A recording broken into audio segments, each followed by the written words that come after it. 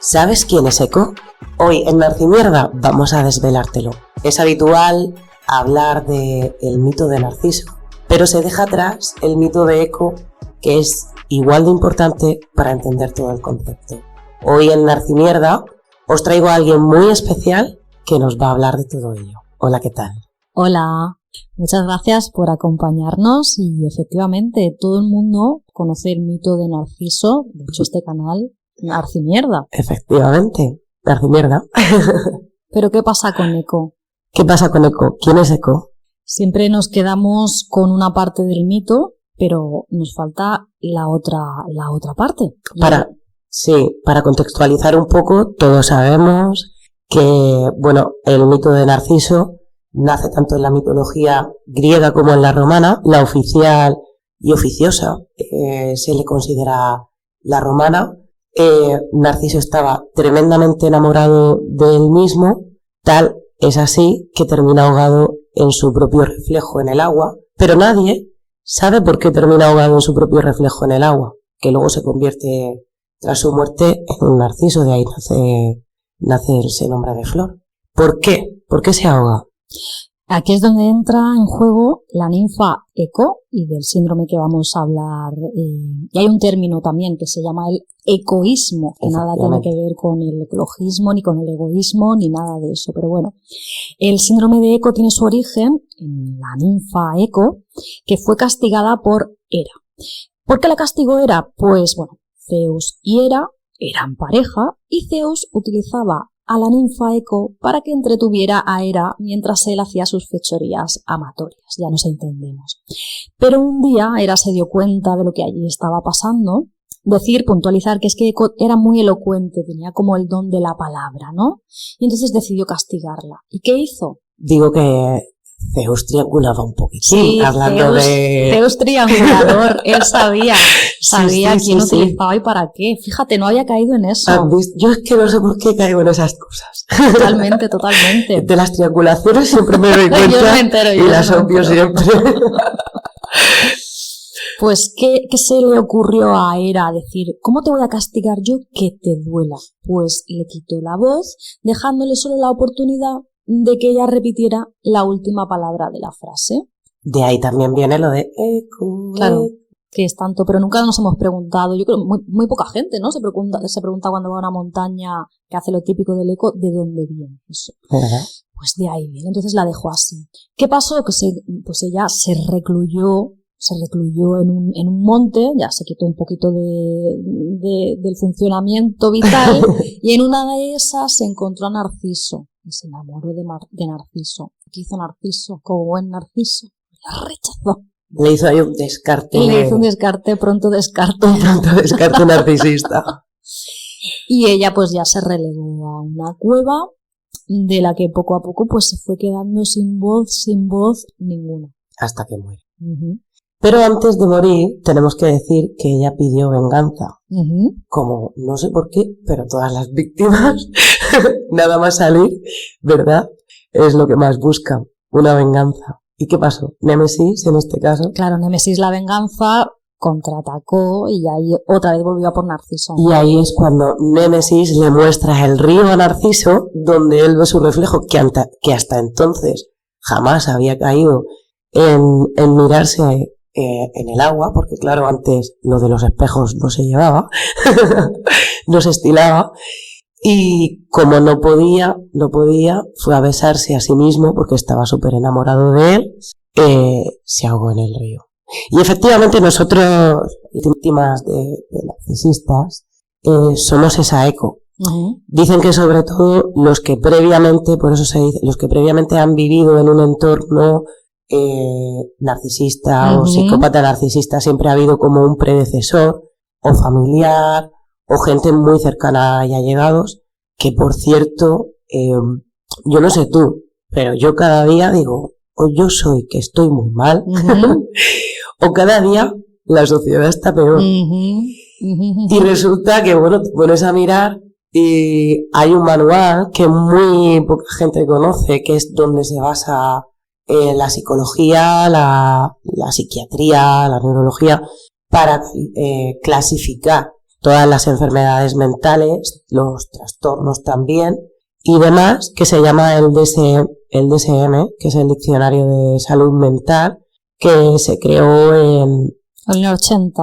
En Estados Unidos. No, perdón, ese es el 3. Ese es el 3. Hay varias versiones y bueno, en 1980, para que la gente, porque hay mucha gente que está diciendo que el tema del narcisismo es un bulo, que todos somos narcisistas, hablaremos también de esto un poquito, qué tal, qué cual, que somos unas exageradas o unos exagerados, porque si algo tiene un trastorno, es que da igual que sea del género que seas, que no discrimina.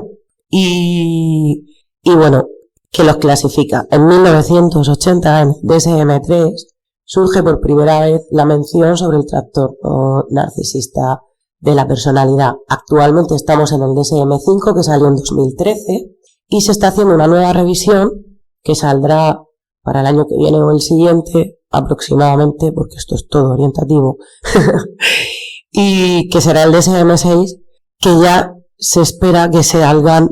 De momento, el 5 tiene 541 trastornos mentales, con 947 páginas. Y entonces, nosotros encontramos un tuit el otro día que hacía un poco de chascarrillo, que decía que en el DSM-6 iban a encontrar que es lo que ya iban a haber 1000 páginas, o más de 1000 páginas. Hombre, más de 1000 páginas seguro. Seguro, pero bueno, sí. Pero teniendo en cuenta que de 1952, que sale la primera versión, con 128 trastornos, hasta el DSM-5, que salen 541. Sí, no, que la gente está fatal. No es una cosa, vamos, que no es una cosa que digamos tú y yo, que digamos, uy, la gente está fatal. No, es que el manual de desórdenes mentales, trastornos mentales, lo avala. O sea, de 128 a 541. Miedo me da. O sea, miedo me da cómo vamos a seguir evolucionando, no lo sé. Yo a veces, a mí me pasa, digo, yo hablo en otro idioma porque hay gente que no me entiende realmente, pero no es que no me entienda, es que no te quiere entender. O yo qué sé, o qué les pasa. Volviendo a ECO, sí. A ver, lo hemos súper resumido, ¿vale? Para que se pueda entender un poquito. Pero es verdad que muchas veces cuando uno está, o uno, involucrado dentro de una relación del tipo que sea, con un trastornado de la personalidad narcisista, voy a remarcar esto, precisamente por lo que he dicho anteriormente, sobre es que todo el mundo somos narcisistas. Con un trastornado, o con alguien que tiene que es psicópata, o forma parte de lo que se llama en psicología la tríada oscura, ¿vale?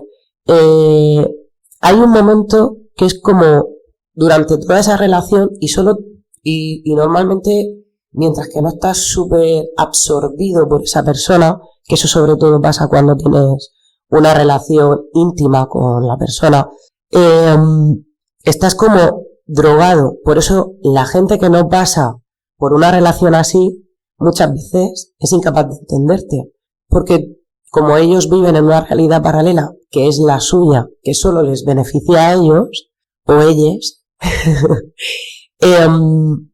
tú vives dentro de esa realidad que también la generan para meterte a ti en esa controversia y en ese espejismo que viven.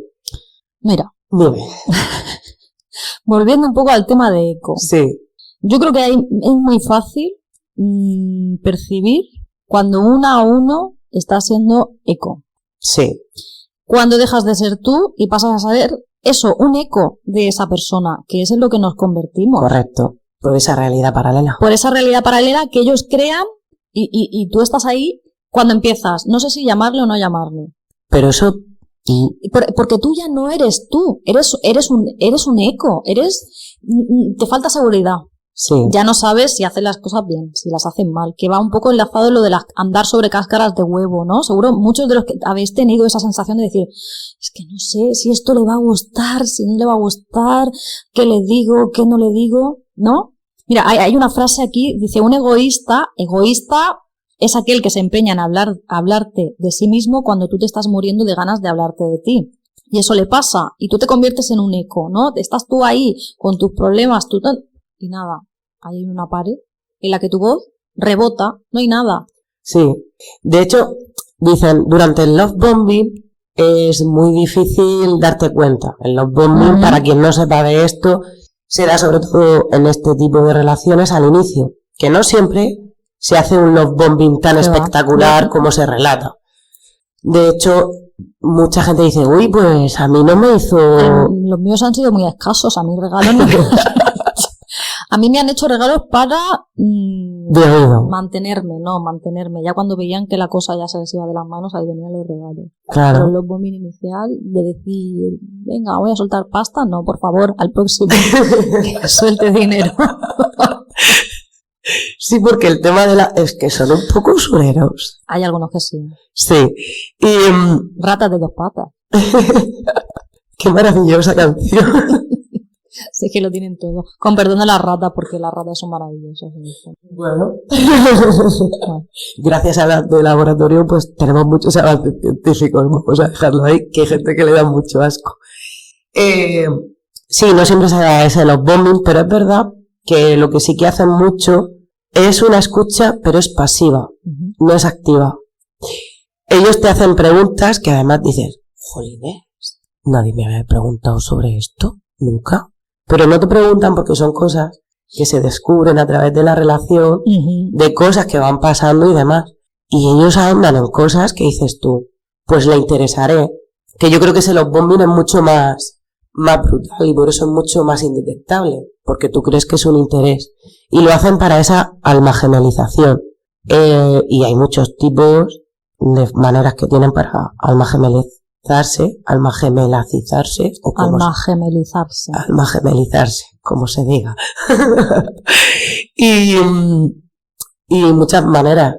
No hay un love bombing como tal, en plan regalos, el príncipe de Bequelar, pero si hay un love bombing de soy tu chico ideal o soy tu chica ideal. Hay a quien le atacan por el sexo, tanto en exceso como en defecto, porque eso lo utilizan mucho. Y bueno,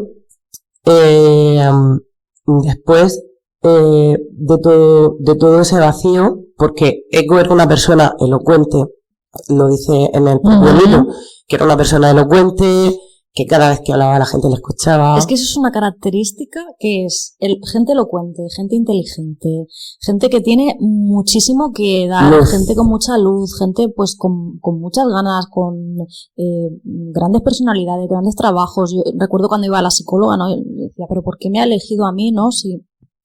Porque al principio pensaba que buscaban víctimas débiles y me decían, no, buscan a gente a su altura o más, porque el trámite de destruir es más divertido. Claro, es que si no me aburro. Pensarán ellos, digo yo. También la gente que sufre o que sufrimos, ¿no? El síndrome de ECO, son personas altamente sensibles. Ese es otro rasgo. Que siempre estamos pendientes, o al menos a mí me pasa, de cómo está esa persona, cómo se siente, qué va a pensar. Y esto y lo otro. ¿Sabes qué pasa? Que Eco, para ser elocuente, perspicaz, tener un buen diálogo, un buen discurso y todo eso, una de las características que tienes que tener es saber leer los ambientes. Y cuando tú estás con una persona de estas características, como en realidad lo de la emoción lo llevan regulinchi, no terminas nunca de leer el ambiente que hay, porque siempre estás a la espera de que pase algo. Y yo creo que si tienes que decir banderas rojas para detectar a un narcisista. No entiendes. Yo creo que esa es una de ellas. Y bueno, ese rechazo cruel que Narciso le hace a Eco después de que, fíjate, que tenía la persona adecuada que solamente le repetía lo último que sería lo que él quiere escuchar. Y sin embargo le dice, chao pescado. Tampoco le valía, que no se conformaba. No.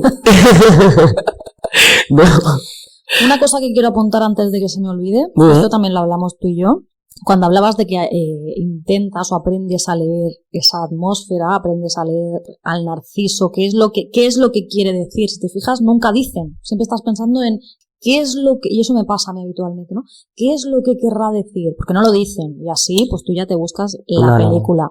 Esto tiene un origen, que lo descubrí yo en un vídeo, te lo pasé y dijimos, mira, fíjate, es muy posible que nos hayamos criado en un ambiente con un progenitor que ya era así. Entonces hemos aprendido a nadar entre el fango, ¿no? A intentar leer a esa persona, ¿para qué? Pues para defendernos, para adecuarnos al medio, al sistema, de decir, no te voy a molestar, no quiero que te enfades, no quiero... O sea, y al final eso, volvemos a encontrar una persona y volvemos a hacer lo mismo. Y para raspar nuestra propia libertad dentro de ese entorno hostil, bailarle un poco el agua. Sí, bailarle un poco el agua, claro. Para que se piensen que estás cayendo en su trampa, pero luego tú haces lo que te da la gana. Y porque tienes suerte de poder ser así. Porque hay quien no, y simplemente siguen esa madeja. Es un poco perverso también nosotros, un poco... Las pulguis. Hay que mirarse eso. No me gusta ser New Age, de que hay que mirarse nada, pero sí. Sí, pero una de las cosas que yo creo que es verdad que sí, vale. Mucha gente me pregunta, ¿por qué hacen eso? La respuesta, en serio, que es muy sencilla. Y no solo lo digo yo, he leído muchísima información en psicopatología que estoy estudiando también. La respuesta es tan fácil como es, porque sí. Porque pueden. ¿Por qué no? Claro, ¿sabes? ¿Por qué no? Si pueden. ¿Por qué? Porque sí. Porque sí. Claro, lo hacen porque les da la gana. Pero no tiene sentido, efectivamente. No tiene sentido. O sea, tú cuando veas a una persona que no tiene sentido... Comportamientos erráticos, impredecibles, que nunca sabes si hoy está bien lo que haces y mañana te castiga por lo mismo que has hecho que ayer estaba fabuloso. Bandera roja, banderón. Sí. Banderón. Y luz fluorescente, pipi. Mira, lo dice el artículo, dice, hay un aspecto crucial que define a estas personas, a los ecos. Son muy conscientes de lo que les ocurre, tienen grandes luchas internas, intentan imponerse, buscan recuperar su voz y poner límites. Sin embargo, no siempre lo logran y ello les aboca a tener conflictos internos. Nos damos cuenta, somos conscientes y, oye, yo quiero poner límites, como cuando yo te llego y digo, yo estoy muy contenta. Yo estoy muy contenta que he puesto un límite, ¿no? Y pensarás, pobre criatura. No, qué bien, pero si es que el límite está en coger la maleta. Sí. El límite... Hay otro límite porque no sé si te ha pasado de algún psicólogo cuando de las primeras veces, ¿no? Que a lo mejor, oye, pues me pasa esto, sobre todo con el trabajo, ¿no? Me pasa esto. Tienes que aprender a poner límites. Hay que aprender a poner límites. Y tú dices, ¿qué límites? Es que con una persona que es normal, no tienes que poner esos límites, o sea, ya, límites de, oye, perdona, pues mira, a lo mejor esto que me has dicho, ay, pues discúlpame. Pero no tienes problema en decírselo. Exacto. Con ellos sí, con los narcisos. Cuando veas que una persona no le puedes decir. Lo que pasa es que también es verdad que cuando sales de ese tipo de relaciones, ya da igual que te cruces con gente normal, anormal, trastornada o alocada. Vamos a llamar neurotípicos. Neurotípicos, venga, va. Son las personas que no tienen trastornos de la personalidad o al menos... en un grado elevado. Da igual con quién te cruces, porque te cuesta mucho, has estado tan sometido o sometida que te cuesta muchísimo trabajo decir, pues esto me gusta o esto no me gusta. De hecho, muchas de las víctimas con las que yo hablo a diario, una de las cosas que me dicen es, no sé quién soy, no sé qué me gustaba. He vivido tanto tiempo que no recuerdo qué era lo que hacía por mí y qué era lo que hacía por imposición. Qué duro, ¿eh? Es muy duro. Sobre todo las que han vivido con progenitores psicópatas que tienen una personalidad pues mucho más, digamos que emocionalmente se someten mucho más, no son tan reactivas a lo mejor como tú y como yo, porque tú y yo somos personas reactivas. O sea... Sí, llega un punto que ya... Llega un punto en el que dices... Tiro el carro por el carruchal, ya me da igual. Porque realmente ellos, las personas con trastorno narcisista o psicópatas y tal, dicen, yo soy muy individual, a mí me gusta, pero no en el sentido malo, sino de que me gusta mucho también la soledad. Ahora vamos a hablar de eso, ¿no? Sí. Narcisista. Qué bueno soy. ¿Qué tipo tengo? Es que a mí me gusta, yo recuerdo que me decía, ¿a ti te gusta lo de estar sola y tal? Oye, pues sí, siempre he disfrutado mucho de mi soledad. Me caigo bien a mí misma, dentro de que a veces me caiga como una pata en el culo. Pero eso me ayuda a conocerme, y gracias a eso sigo cuerda dentro de mi locura. Y me acuerdo que eso, que te dicen eso, ¿no? No, porque claro, y tal. Claro, ellos te hablan de una libertad, entre comillas, mal entendida, porque es libertad solo para ellos, pero que no es libertad. Ellos te están hablando de su libertinaje y tu condena. Porque y tú dices, vamos a ver.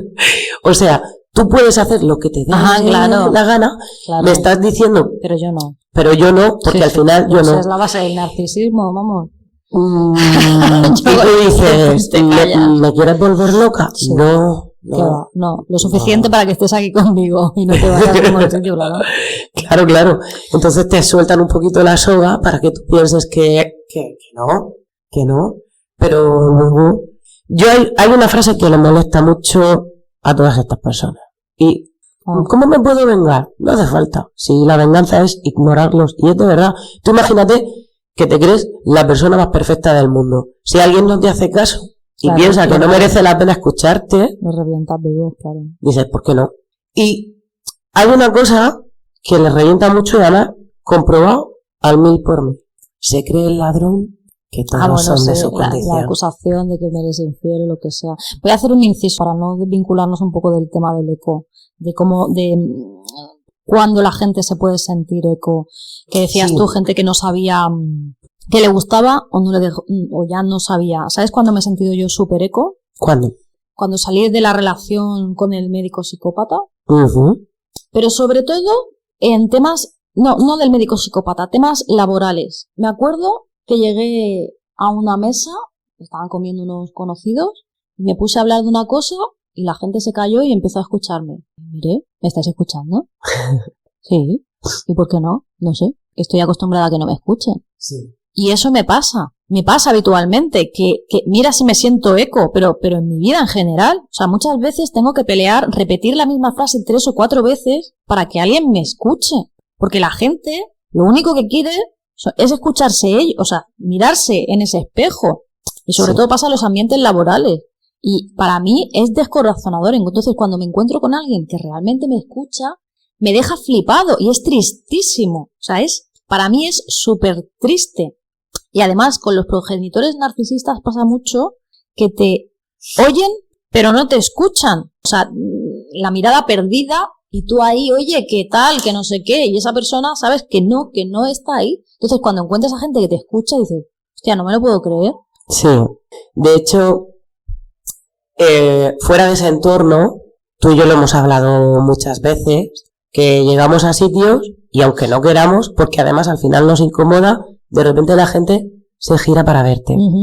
Y tú dices, ¿por qué me mira? O sea, en vez de tomártelo como un buen narciso haría, está mirando todo el mundo.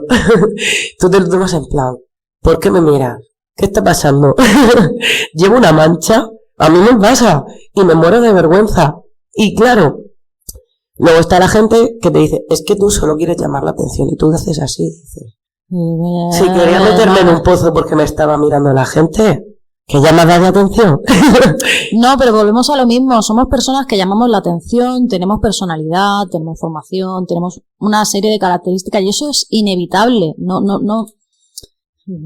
me quiero yo aquí de que somos distintas ni que somos nada, no es así, no somos más que nadie, ni menos tampoco. Pero sí que es cierto, pues que a lo mejor podemos sobresalir y eso la gente pues no lo lleva bien, lo cual provoca muchas envidias, que eso le pasará a mucha gente, ¿no? Sí. Yo a veces, o sea, yo siento constantemente que le caigo mal a la gente constantemente. Muchas veces es otro mito, ¿no? El de, no sé ahora mismo, ¿no?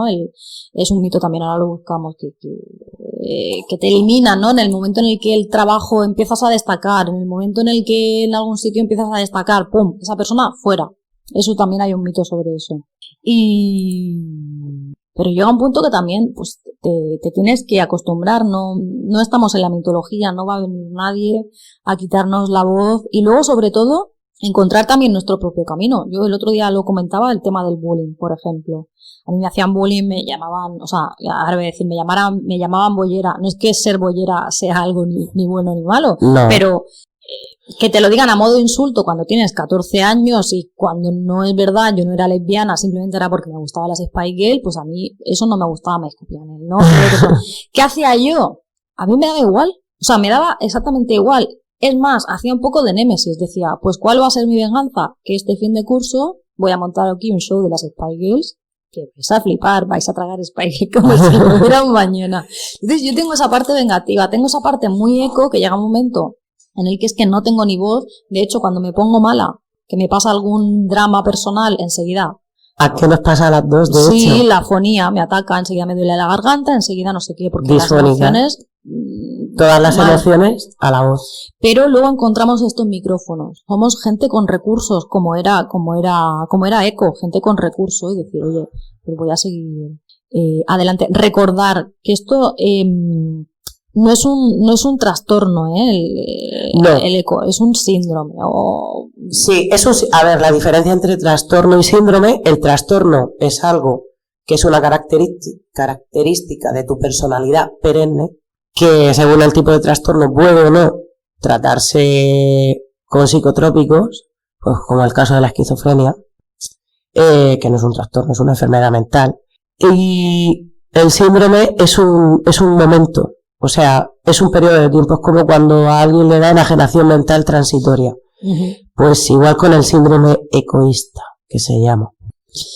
¿Cambiamos de tercio? Pues yo he dicho que en vez de ir a hacer entrevista y tal, digo, de vampiros. Ya estamos muy vampirizadas nosotras. Es que me he encontrado hoy una entrevista. Ay, sí. Que me ha gustado mucho el titular, fíjate. Empieza así. No hace falta que digamos quién es. ¿no? Nah. Vale. Es que ya tienen mucha bully ellos. Sí. No, digo los narcis en general. No estamos llamando narci a nadie gratuitamente. Ya lo dice así. El titular dice, soy narcisista, pero al menos lo reconozco. Y yo te digo, pues te doy un pin. Un pin para ti. Yo digo una cosa, yo tengo una persona, una amiga muy muy estrecha que está diagnosticada con síndrome de trastorno narcisista de la personalidad. A mí nunca me ha hecho nada. Uh-huh. Pero sé de gente a la que pues. Sí. Y he visto cosas de decir, ostras, creo que nos estamos pasando un poco, pero bueno. Pero en fin, pero esta chica, pero bueno, que ser narcisista tampoco es malo. Una cosa es ser narcisista y otra cosa es ser narcisista perverso. O ser un trastornado. Pero bueno, si tú lees la entrevista, dice, tengo 33 años, la edad de Cristo mientras no acabe crucificada. Ya me doy por satisfecha. Tú dices, hola, ahí. Hay varios titulares que a mí como que me han llamado la atención. Ese, el primero. ¿Cuál más? Dice, que se define con una ironía cáustica y buena dosis de autocrítica. Bueno, no sé, a mí me ha dado un poquito de... Si es solo narcisista rasa, miedito. Podría ser. Pero si tiene un trastorno, pues también puede ser, porque los narcisistas, los narcisistas tienen varios grados. Uh-huh. Y hay uno de ellos que cuando entra en conflicto consigo mismo, sin necesidad de que sea... Hay un momento que dicen los psicólogos, solo hay dos maneras de que un narcisista pueda ir a la consulta del psicólogo y le pueda diagnosticar el trastorno narcisista de la personalidad y se quiera tratar. Uh-huh. Uno es que se enfrente a la muerte y diga qué estoy haciendo con mi vida, solo en los trastornados narcisistas. Los psicópatas son punto y aparte. Vamos a dejar esto claro. Y el otro era que se enfrente a alguien tan heavy metal como él, uh-huh, con o sin empatía, que lo deje más trastocado de otra cosa, y normalmente suelen ir porque tienen una gran depresión. Uh-huh. Sí, no porque sean trastornados, o sea, en plan... Exacto. Ellos, de hecho, hay narcisistas que pasan por depresiones a lo largo de su vida. La depresión juvenil suele ser muy característica de ellos. Porque claro, tú ten en cuenta que bajo su ojo, ¿qué pasa? Si yo soy perfecto y la sociedad no me quiere. Claro, y hay un cambio, ¿no? Claro, y hay un cambio porque tú estás madurando y te das cuenta que no encajas, porque son niños al final. Es que son absurdos porque hacen cosas que solo te entran en la cabeza que lo pudiera hacer un niño que no sabe dónde están los límites y por eso mete las manos en el enchufe. Porque tú le dices que no las metas, que no las metas, que no las metas, y al final el niño hace así, ¡pim!, y las mete, se electrocuta y dice, jaja, ya sé por qué mi mamá o mi papá me decía que no metiera las manos en el enchufe. Porque hay niños que les encanta traspasar esos límites. Y ellos son así. Voy a ver hasta qué límite me dejas traspasar. ¿Qué pasa? Que claro, cuando tú ya estás pasando a la edad adulta, dices, esto no me está encajando. Porque no estoy encajando y esto es imposible. Porque yo soy perfecto. Y si yo soy perfecto, tendría que encajar perfectamente. Y entrar en una depresión basada en su propio egoísmo, en su propio narcisismo. O sea, ¿cómo los demás no me quieren si yo soy súper querible? Mira. Dice, a esta cómica le admiran sus compañeros que son capaces de hacer humor de una mandarina. Ella, según confiesa, solo sabe reírse de las cosas que le ocurren y le afectan. Me paso todo el rato hablando de mí misma. Me da la sensación de que es un egocentrismo patológico y luego me siento mal porque estoy hasta las narices de verme y de oírme y de escucharme. Claro. Sí. Se puede más ya con su vida. No, pero el psiquiatra, uno de los que más habla de psicopatía y narcisismo, que es, ayúdame por favor. Robert Jarea. Robert de Gea, no, pero yo hablo del español. Iñaki Piñuel. Iñaki Piñuel, gracias. Se me había ido el nombre porque luego hablaré de otro, y que tengo aquí el libro. Y Iñaki Piñuel dice que las víctimas, hasta que no pasamos lo de la noche oscura del alma, no empezamos a recuperarnos realmente. Ellos también tienen muchas noches, días, tardes oscuras, porque viven en esa oscuridad.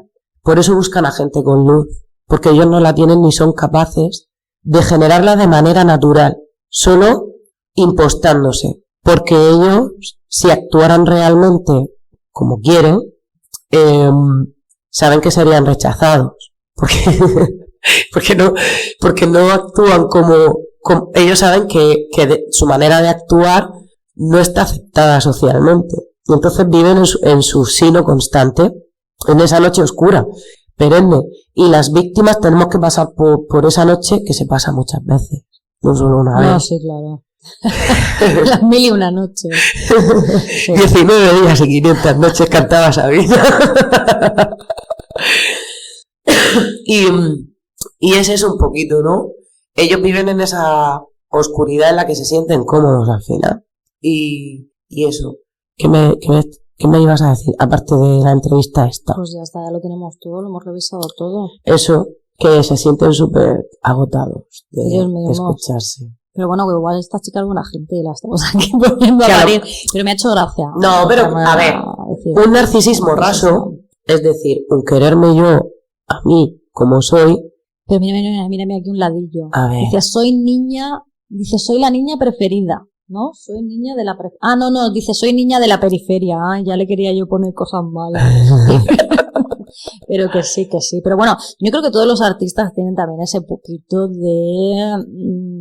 claro, a ver. Hola atrás. Claro, es que esto da para otro capítulo. Da para otro capítulo. De la pista. La gente en general, cuando tú sales de una relación de abuso narcisista, lo primero que te va a decir un psicólogo, un psiquiatra, aparte de tal, de diagnosticar, bla, bla, bla, te va a dar tips y herramientas para empezar a quererte y a valorarte a ti mismo. Porque de todo lo malo siempre hay algo bueno para aprender. Y es verdad que esto no es revictimizar a las víctimas. Porque tú dices, ¿por qué hay gente a las que ellos no son capaces de atacar y a mí sí? Y es precisamente por esto, porque quizá encuentran ese resquicio en donde tú cojeas, donde te puedes querer en muchos aspectos de tu vida y estar muy seguro, pero llegar 1 o 2 puntos en los que tú ahí tengas más carencia y empezar a quererte desde ahí. Has dicho antes lo de nadie me escucha, tanto en entornos laborales como en entornos familiares. hay una manera muy fácil de, efectivamente, para saber si alguien te escucha o no, es tan fácil como saber qué le dices primero y cuando estés por mitad de una conversación, preguntarle cómo hemos empezado esta conversación. ¿Te acuerdas de lo que te he dicho al principio? Y que te digan, sí. A ver, repíteme lo que es que se me olvida el término. Y los pillas ahí con el carrito. Y tú dices, no me estás escuchando, para nada. ¿Qué te parece si cerramos con otro mito griego? Sí. Del que estábamos hablando antes, de lo que hablamos de por qué odiamos a quienes destacan. Es el síndrome de Procusto. Procusto.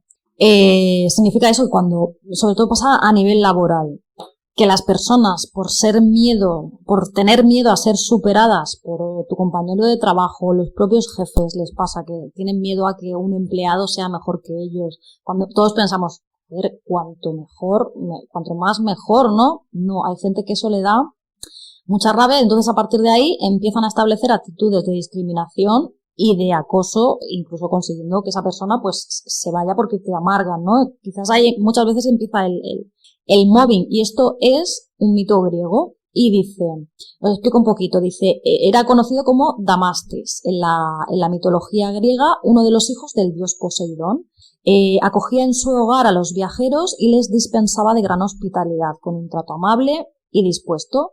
Sin embargo, al dormirse los invitados, Procusto los amordazaba y comprobaba atención, si su tamaño difería con el de la cama de hierro en el que los acostaba, y entonces los medía. En el caso que la persona en cuestión fuera más grande que la cama, y cortaba los elementos que sobresalieran de ella. Si la persona era más bajita y no la ocupaba por entero, le rompía los huesos con un mazo para poderlo estirar. Total, que eso. La adaptabilidad al medio. Sí, pero a lo griego, a lo heavy metal. Entonces, pues eso. Y seguramente mucha gente que se ha visto en el síndrome de Eco, que haya dicho tal, esto igual, llegar a un trabajo, y esto es muy de los trabajos. Digas a ti te ha pasado estar en un sitio y decir, hostia, pues si yo lo hago mejor que esta persona. Suele ser gente también narcisistas, psicópatas, y dices, y me estoy ganando yo el marrón. Te ganas los marrones, oye, y lo que son méritos tuyos, de pronto son de la otra persona, y tú dices. O hacen oídos sordos, no, nadie sabe nada. Sí, se los lleva la otra persona. Se los lleva la otra persona, de repente, y es como, ¿por qué? Sí, claramente, que yo no quiero que me den un pin, no, ¿sabes? No, pero que me reconozcan que me reconozcan mi trabajo, pues si esto lo has hecho tú, igual que yo doy la cara si me equivoco, cuando he hecho algo que está por encima de lo que esperabas. Pero ellos tampoco lo hacen, tampoco dan la cara. Ya, pero eso es de ellos. Entonces, nos ha quedado un programa muy mitológico, muy chulo. Sí, yo quiero cerrar, si me das permiso. Hombre, está en tu casa. Perdona, también es la tuya. Espero que esta charla les haya gustado, vale, a los seguidores de Narcimierda. Lo que quiero hacer es algo así, ameno, divertido, y quitarle un poco de hierro a todo este asunto que efectivamente es muy serio. Es una de las plagas de este siglo, porque las redes sociales, el entorno social que se está generando tanto y político que se está creando, nos está llevando mucho a generar narcisos, porque el psicópata nace, el narcisista se hace. Y la falta de atención en los menores o la sobreatención pueden generar futuros narcisistas sin que esto sea culpa 100% de los padres. Muchas veces la sociedad en la que vivimos no nos deja. Y como he dicho antes, tengo aquí un libro, el de Vicente Garrido, que se llama El psicópata. Ya me lo dejarás cuando te lo acabes. Obviously, my darling. Ya sabes que va lleno de anotaciones, de comentarios al dorso y todo eso. Y que es un poco de la gran pregunta de todas las víctimas, que quería dejarla aquí, de todas las ecoístas, ¿no? A partir de ahora, las víctimas de Nardi las vamos a llamar Eco. Y además que me parece un nombre bonito, Eco, ¿vale? Y dice así, Vicente Garrido, con tu permiso. ¿Por qué alguien se inventa una postura o un prestigio social? Se gasta en una chica $500,000 de pesetas y luego la deja abandonada a los 2 días. ¿No podía tener a las mejores chicas de alterne de la ciudad con ese dinero? ¿No sabía que su fachada se iba a desplomar cuando Eugenia llegara a conocerle, bajito, sucio y malhumorado? ¿Por qué un conductor reacciona como un salvaje cuando una chica le pide amablemente paso en un semáforo? ¿Por qué un hombre mata sádicamente a una mujer después de haberla torturado durante 40 años? ¿Por qué unos jóvenes matan sin piedad a un niño de 11 años cuyo único pecado pareció consistir en ser un pesado? ¿No había otra forma de librarse de tan molesta compañía? Esto es una propuesta para explicar esos porqués. No pretendemos haber elaborado un catálogo de horrores y quizás se trate más bien de horrores cotidianos, porque el camaleón, que así llama Vicente Garrido al psicópata, no solo es un criminal, puede estar perfectamente integrado en nuestra sociedad, vivir en la puerta de al lado. Puede ser un político, el director de una prisión, un policía, un profesor universitario, un empleado de banco o un camarero. Y con esto quiero cerrar la edición, esta primera edición de Charlas Narcimierda. Muchísimas gracias por acompañarme, Eco Arjuez. Gracias a ti. Ojalá tener más charlas. Como quieras. Pues cuando tú me digas, hacemos más. Eso es infinito. Pues sí, nosotras hacemos nuestros podcasts en privado. Y si hay alguien que es muy importante tener un círculo de confianza, y públicamente lo voy a decir, me da igual. Si alguien me ayudó durante mi proceso de sanación más profunda, fue ella, que nos entendíamos a la perfección. Yo la veía en grupos y decía, te pasa algo. No, que va. Y quizá, no sé si es una característica, yo creo que todos los que hemos sido víctimas de narcisistas empezamos a buscar información porque nos sentimos totalmente desamparados, no sabemos cómo hacer las cosas, de dónde vienen, pero sabemos que está pasando algo y queremos buscar que no estamos locos como nos están haciendo creer a través del gaslighting o la luz de gas. Así que decirte, querida víctima de narcisista, que no estás sola, no estás loca, y que aquí tienes un hombro para apoyarte, y cualquier duda, consulta o pregunta puedes escribirnos a través de todas nuestras redes sociales que os ponemos por aquí alrededor. Un saludo y hasta la próxima. Hasta la próxima. Chao.